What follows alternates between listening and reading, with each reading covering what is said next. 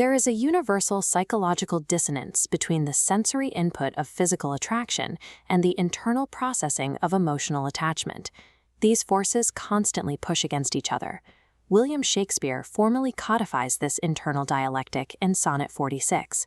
Published in the 1609 quarto, this text operates within the broader context of his famous fair youth sequence. Shakespeare rejects standard romantic tropes here. There are no descriptions of nature or stars. He opts instead to construct an extended metaphor of a 16th century courtroom. The human body is remapped into a strict legal jurisdiction. Internal organs and sensory receptors function as litigators actively arguing a case. To understand how this mechanism works, we must derive the sonnet's logic chronologically, line by line.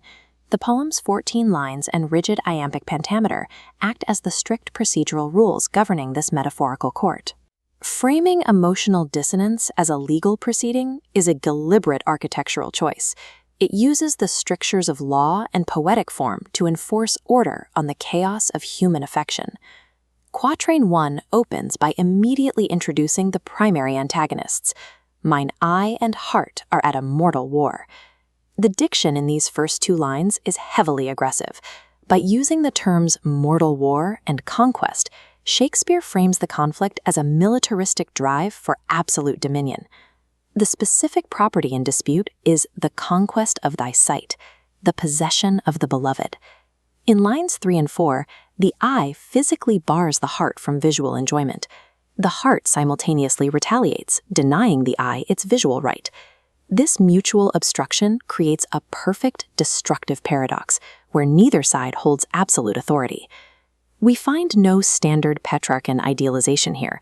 There is no gentle sighing or romantic adoration, only a violent territorial dispute over property.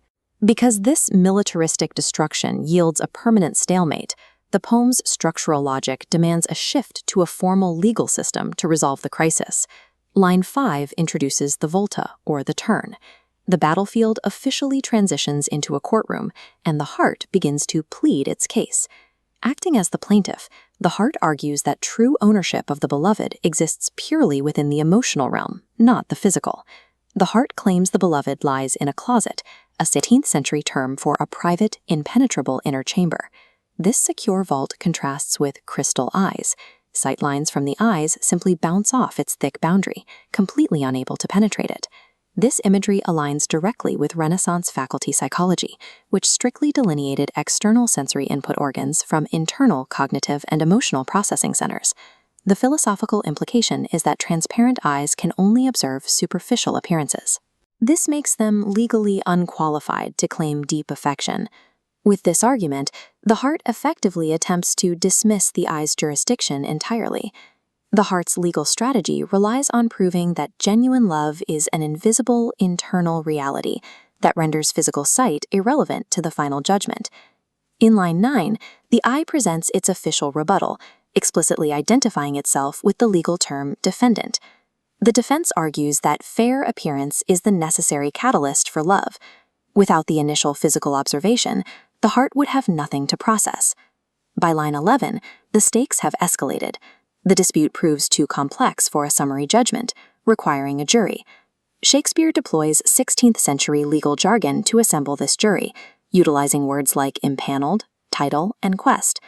Line 12 reveals the shocking composition, a jury of thoughts, all tenants to the heart. This creates a severe legal conflict of interest. Shakespeare uses this overtly biased jury to highlight the impossibility of purely objective thought when adjudicating human affection.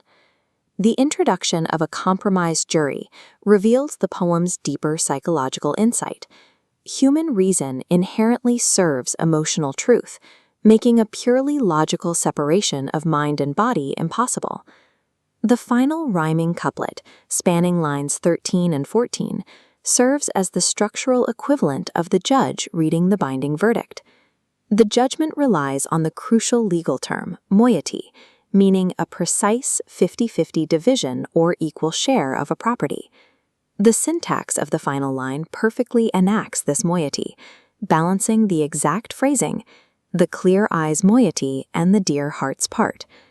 The implications of the verdict are clear. Neither side wins total conquest, and neither side is completely dismissed. This codifies a symbiotic reality. Physical perception and internal emotional processing are not mutually exclusive, but rather codependent mechanisms of love. The legal resolution of the verdict maps exactly back to the structural resolution of the poem, with the final GG rhyme scheme permanently closing the argument. Sonnet 46 endures because it utilizes the cold, rigid architecture of jurisprudence and poetic form to mathematically prove that true connection requires the simultaneous validation of both appearance and reality.